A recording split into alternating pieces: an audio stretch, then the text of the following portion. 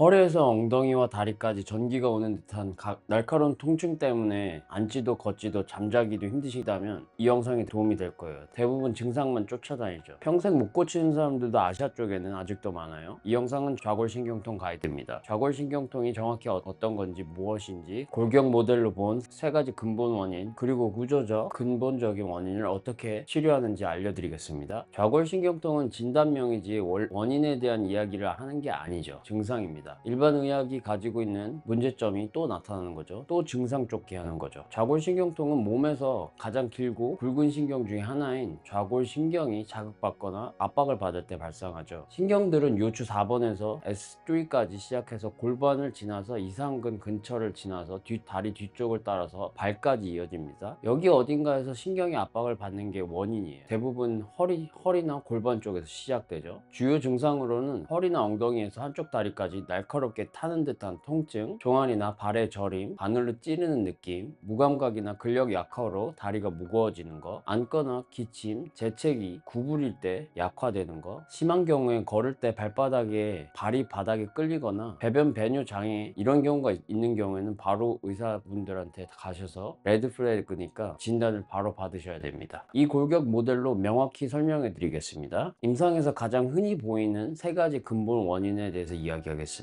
간세트 카이로프락틱 관점에서 골반 요추 아탈구가 좌골신경통의 주요 원인 중에 하나라는 점을 포함해서요.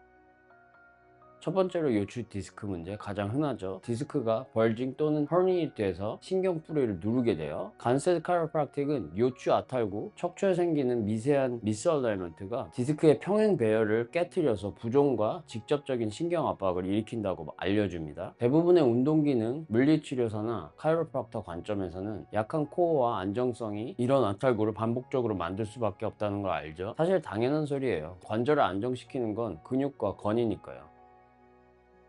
천장관절이나 골반의 장골, 천골이 아탈구되면 좌골신경이 골반이 빠져나오는 곳을 물리적인 압박을 받거나 움직임이 없어서 염증이 생기고, 그 염증이 신경을 눌러서 자극하죠. 그러면 좌골신경통 생기죠. 간세 카로팍틱에서 유명한 엑스레이 애널리시스로 골반이 어떤 식으로 아탈구 됐는지를 분석하고 감지하고 어느 방향으로 얼마나 아탈구가 있는지 확인합니다. 이전 영상에서도 근육 불균형 관련해서 이야기를 했죠.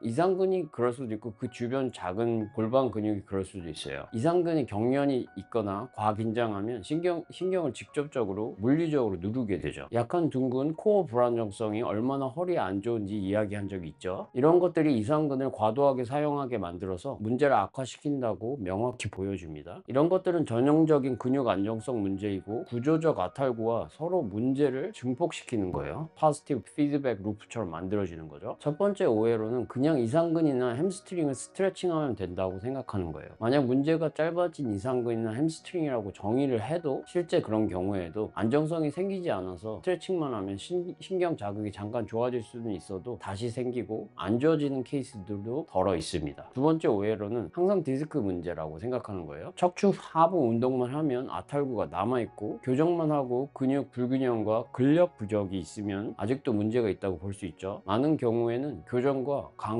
둘 다 요구됩니다. 오해 세 번째로는 그냥 쉬거나 약 먹으면 된다는 건데요. 증상만 가릴 뿐 구조적인 아탈구, 근육 불균형 절대 해결 못하죠. 관절은 구조적인 정렬, 그리고 근력을 통한 정렬의 안정화가 안 되면 계속해서 안 좋아질 수밖에 없어요. 결국은 근본을 해결하지 못하면 안 된다는 거죠. 단기 완화로는 nerve flossing이랑 SI 조인트 지지 자세가 있는데요. 장기적인 해결로는 구조를 바로잡는 교정, 그리고 근육의 안정성을 다시 키우는 거죠. 첫 번째 운동으로는 Modified Dead Bug가 있어요. 코어 안정성을 위해서 추천합니다. 허리를 바닥에 붙인 채로 반대쪽 팔과 다리를 천천히 내립니다. 그리고 다시 올리고요. 반대쪽도 시행하고요. 복부 안정성과 아탈구 재발을 막아줍니다. 좌우 8번에서 10번씩 3세트 하시고요. 두 번째 운동은 Glute Bridge plus Band Clamshel이라는 운동인데요. 이상근과 SI 조인트, 골반 안정성을 위해서 하는 겁니다. 복부에 힘을 주신 상태에서 엉덩이에 힘을 줘서 브릿지 자세를 하시고요. 무릎을 바깥으로 벌리면서 클램쉘 운동을 또 해주시는 거예요. 밴드가 없이 처음에 하셔도 되고요. 좀 힘이 생기시면 밴드가 있는 상태에서 하시면 좋습니다. 밴드를 이용해서 클램쉘 운동처럼